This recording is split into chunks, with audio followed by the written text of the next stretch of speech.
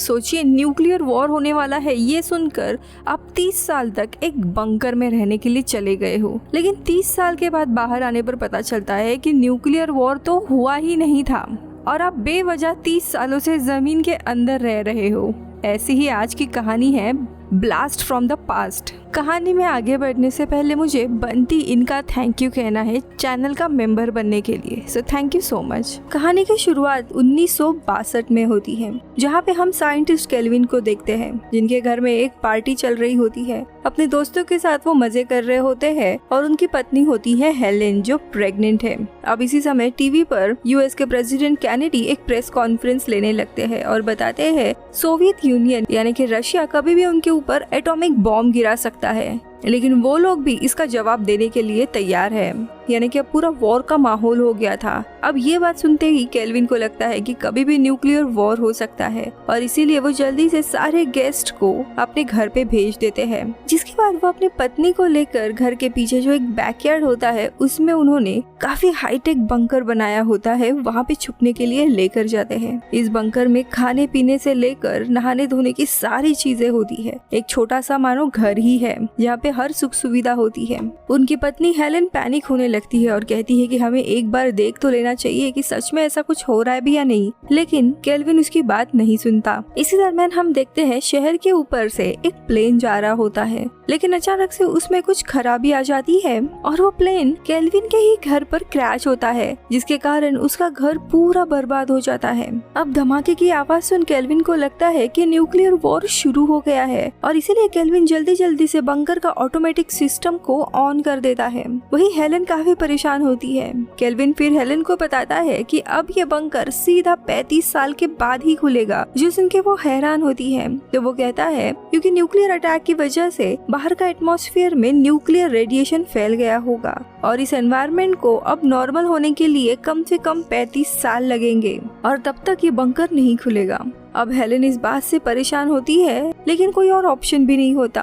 वहीं ऊपर हम देखते हैं एक प्लेन क्रैश हुआ था, जिसके कारण वहाँ पे रेस्क्यू ऑफिसर आते हैं और वो केल्विन और हेलेन को ढूंढने लगते हैं, लेकिन सब कुछ बर्बाद हो गया था। ये देख सब लोगों को लगता है कि दोनों भी इसी क्रैश में मारे गए हैं। अब कुछ दिनों के बाद हम नीचे देखते हैं केल्विन और हेलेन काफी दिनों तक वहाँ पे रह रहे होते हैं। केल्विन को ये बंकर घर जैसा ही लग रहा था, लेकिन हेलेन काफी फ्रस्ट्रेट हो चुकी थी। केल्विन ने बंकर के अंदर खाने पीने और जरूरत के सारे सामानों के साथ साथ फिश टैंक भी रखा होता है, यानी पूरा घर जैसा माहौल होता है। अब एक दिन हेलेन एक लड़के को जन्म देती है, जिसका नाम ये लोग एडम रखते हैं, क्योंकि वो लोग सोच रहे होते हैं कि उनका बेटा ही इस मानवता को आगे बढ़ाएगा। हम देखते हैं कि पूरा बंकर किसी छोटे से शहर से कम नहीं था। यहाँ पे एक सुपरमार्केट था, एक छोटा सा गार्डन था, सनलाइट जैसी लाइट भी लगाई थी। अब तीनों भी अपनी लाइफ को वहीं पर एंजॉय करने लगते हैं। अब धीरे धीरे वक्त बीतता जाता है और एडम बड़ा होता है। केल्विन एडम को प्राइमरी एजुकेशन देने लगता है और इसके अलावा उसे boxing, politics, French, Latin, stock market ऐसे अलग अलग चीजों का नॉलेज भी देता है। वही हेलेन उसे कुकिंग और डांसिंग सिखाती है। वहीं हम ऊपर देखते हैं इस घर को तोड़कर एक डाइनर बनाया होता है। अब देखते देखते ऐसे ही 32 साल बीत जाते हैं। जब एडम 33 साल का होता है, तब अपने बर्थडे के दिन वो विश करता है कि काश वो एक अच्छे लड़की से मिल पाए। अब ऐसे करते करते 35 साल हो जाते हैं और बंकर का लॉक ऑटोमेटिकली खुल जाता है, जिसके बाद हेलेन और एडम केल्विन से बाहर जाने के लिए कहते हैं, लेकिन केल्विन कहता है पहले हमें रेडिएशन चेक करना चाहिए और इसीलिए वो हैजमेट सूट पहनकर घर के बाहर आता है। लेकिन घर के ऊपर एक अबैंडन बिल्डिंग होती है, जहाँ पे एक होमलेस आदमी केल्विन को नीचे से ऐसे ऊपर आता देख उसे गॉड समझकर वही बेहोश हो जाता है। अब केल्विन बाहर आता है और वो देखता है कि उसकी बैकयार्ड नहीं होती है, उसका घर नाइट क्लब में बदल गया है। ये सब कुछ वो देख ही रहा होता है। इसी दरम्यान कुछ बदमाश केल्विन के सामने आ जाते हैं और उस पर गन पॉइंट कर देते हैं। अब ये देख केल्विन फौरन जान बचाकर भाग के वापस बंकर में आता है और वो हेलेन और एडम को बताता है कि बाहर की दुनिया पूरी तरीके से बदल गई है। वहाँ पे कोई रेडिएशन तो नहीं है, लेकिन अब लोग काफी अजीब हो गए हैं, इसीलिए हमें यहीं पे रहना होगा। लेकिन इस बात से हेलेन पूरी फ्रस्ट्रेट हो जाती है और कहती है कि 35 साल उसने जमीन के नीचे बिताए हैं, वो अब और नीचे नहीं रह सकती।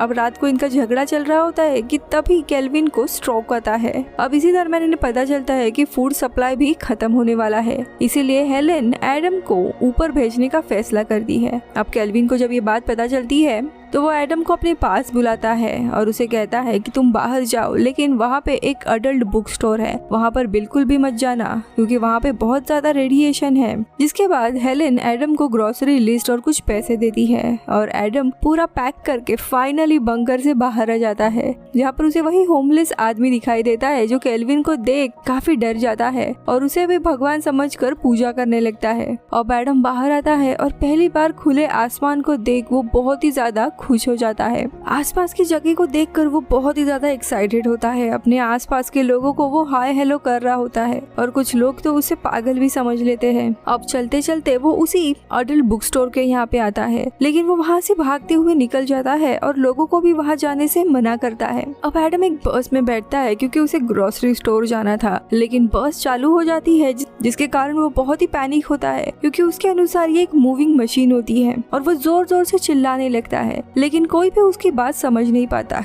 क्योंकि उसे जो चीजें और मैनरिज्म सिखाया गया था वो 35 साल पहले का था और कोई भी अब वैसे भाषा में बात नहीं करता।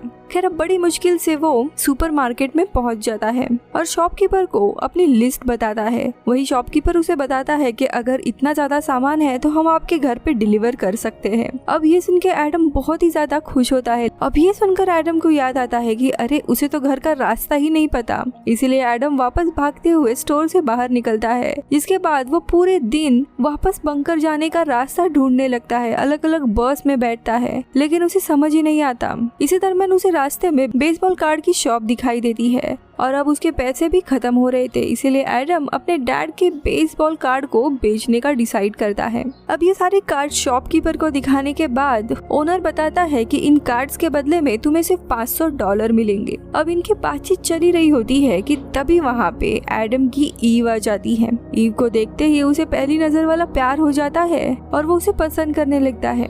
अब ईव उसके सारे कार्ड्स देख लेती है और उसे बताती है कि ये कार्ड 30 से 40 साल पुराने हैं, इनकी आज के मार्केट में बहुत ही ज्यादा डिमांड है और एक कार्ड की कीमत कम से कम $6000 होगी। अब ईव शॉप ओनर को कुछ बोलने से पहले ही वो वहाँ से अपनी जॉब छोड़ के वहाँ से जाने लगती है। अब एडम कार्ड्स नहीं बेचता और ईव के पीछे पीछे जाने लगता है और उसे हॉलिडे इन होटल में लेकर जाने के लिए बोलता है।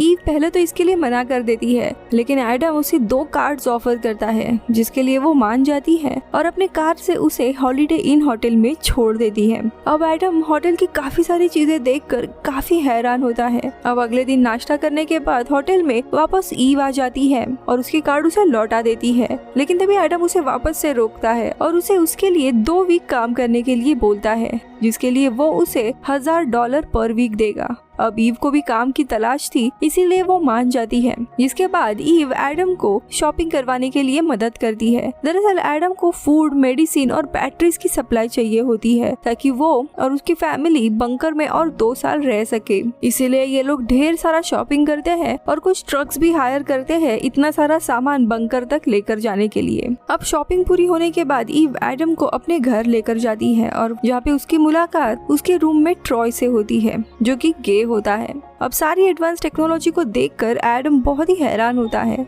खैर अगले दिन ट्रॉय एडम को शॉपिंग करवाने के लिए लेकर जाता है और उसका लुक पूरा चेंज कर देता है। अब ऐसे ही कुछ दिन ईव और ट्रॉय एडम को नए नए एक्सपीरियंस करवाते हैं, जैसे कि मॉडर्न म्यूजिक पे डांस करवाना, स्केटबोर्डिंग कराना और एक दिन उसे समुंदर दिखाते हैं। पहली बार समुंदर को देख वो बहुत ही एक्साइटेड होता है और बिना किसी परवाह के सीधा भीगने चला जाता है। अब एक दोपहर को काफी बारिश होने लगती है और एडम बारिश में भीगने जाता है। ये देख ईव उसके लिए अम्ब्रेला लेकर आती है और उसे पूछती कि क्या तुम्हें आज रात अपनी वाइफ ढूंढने के लिए चलना है, तो एडम हाँ कहता है और ईव को गले लगाता है। अब रात होते ही ईव और ट्रॉय एडम को एक नाइट क्लब में लेकर जाते हैं। तभी वहाँ पे ईव की राइवल सोफी आ जाती है और एडम और वो एक दूसरे के साथ फ्रेंच में बात करने लगते हैं। अब एडम को सोफी से बात करते हुए देख ईव को बिल्कुल भी अच्छा नहीं लगता, इसीलिए वो एडम को वहाँ से दूसरी जगह लेकर जाती है और एडम को किसी दूसरे लड़की को अप्रोच करने के लिए कहती है। जिसके बाद एडम दूसरी लड़की से बात करने लगता है और उसे डांस के लिए पूछता है। तभी वहाँ पे और कुछ लड़कियाँ आती है और इन दोनों लड़कियों के साथ एडम काफी अच्छे से डांस करने लगता है, जिसके कारण वो क्लब में बहुत ही फेमस होता है। खैर अब उसे डांस करता हुआ देख ईव को और भी जेलसी फील होती है, इसीलिए डांस खत्म होते ही वो एडम को अपने पास बुलाती है और गुस्से में उसे कहती है तुम अलास्का इस शहर से नहीं हो सकते क्योंकि तुम इतना अच्छा डांस करते हो। अब एडम ईव को सारा सच बताने ही वाला होता है कि तभी वहाँ पे ईव का एक्स बॉयफ्रेंड क्लिफ आ जाता है और वो ईव को अपने साथ ड्रिंक के लिए पूछता है, जिसके लिए ईव हाँ कर देती है। इसीलिए ईव क्लिफ के साथ चली जाती है। थोड़ी देर के बाद एडम ईव के पास जाता है, लेकिन क्लिफ एडम से बहस करने लगता है और उसे एक पंच मारने ही वाला होता है, लेकिन इसके पहले एडम ही उसे पंच कर देता है और दोनों के झगड़े के कारण ईव एडम को अकेले ही छोड़कर घर आ जाती है। अब रात में ट्रॉय भी अकेला ही घर आता है और ईव ट्रॉय को एडम के बारे में पूछने लगती है, जिस पर ट्रॉय बताता है एडम को तो सोफी अपने साथ घर लेकर गई है। ये सुन के ईव एडम को वापस लाने अपनी कार में जाने वाली होती है कि तभी अचानक से एडम उसके सामने आ जाता है, जिसे देखकर ईव डर कर गिर जाती है। खैर अब ये दोनों भी घर आते हैं और एडम ईव से माफी मांगता है और उसके चोट पर बैंडेज लगाता है और कहता है कि उसे सोफी पसंद नहीं है, उसे ईव पसंद है। अब ये सुनकर दोनों भी एक दूसरे को किस करते हैं। अब इसके बाद फाइनली एडम ईव को अपनी फैमिली और हिस्ट्री के बारे में बताता है कि जब रशिया ने यूएसए पर एटम बॉम्ब से अटैक किया था तब उसकी पूरी फैमिली रेडिएशन और हमले से बचने के लिए फॉल आउट शेल्टर यानी बंकर में आई थी और हम सभी 35 सालों से उसी बंकर में रह रहे हैं। अब ये सारी बातें सुनकर ईव को लगता है कि एडम की मेंटल स्टेबिलिटी ठीक नहीं है, इसीलिए वो उसे वापस से होटल में भेज देती है। अब अगले दिन ट्रॉय एडम को ड्राइव करना सिखा रहा होता है कि तभी रास्ते में उसे वही अडल्ट बुक स्टोर दिखाई देता है जिसके आसपास ही उसका बंकर था। ये देख एडम बहुत ही खुश हो जाता है। अब यही खबर देने के लिए वो ईव के घर आता है, तभी वहाँ पे 2 साइकाइट्रिस्ट उसे दिखाई देते हैं जिन्हें ईव ने ही एडम के ट्रीटमेंट के लिए बुलाया होता है। जिसके बाद वो साइकाइट्रिस्ट एडम को अपने साथ लेकर जाने लगते हैं, लेकिन एडम उन्हें चकमा देकर वहाँ से भाग जाता है और जाते हुए वो ईव को अपने होटल की कीज भी देता है और कहता है कि मेरा सामान तुम अपने पास रखना। इसके बाद एडम पूरे 14 दिनों के बाद वापस बंकर लौट आता है। साथ ही एडम अपने साथ उस होमलेस आदमी को भी बंकर में लेता है जो उन्हें भगवान समझ रहा होता है। अब एडम अपने सामान की डिलीवरी वहां करवाता है और वो होमलेस आदमी और उसके साथ ही उस सामान को बंकर तक लेकर जाने में मदद करते हैं। अब नेक्स्ट सीन में ईव और ट्रॉय एडम के होटल रूम में जाते हैं और उन्हें एडम का सामान मिलता है। सामान चेक करने पर उन्हें सारी चीजें 60 के दशक की मिलती है। साथ में ही उन्हें IBM और AT&T कंपनी के कुछ शेयर भी मिलते हैं जिसकी कीमत आज करोड़ों में है।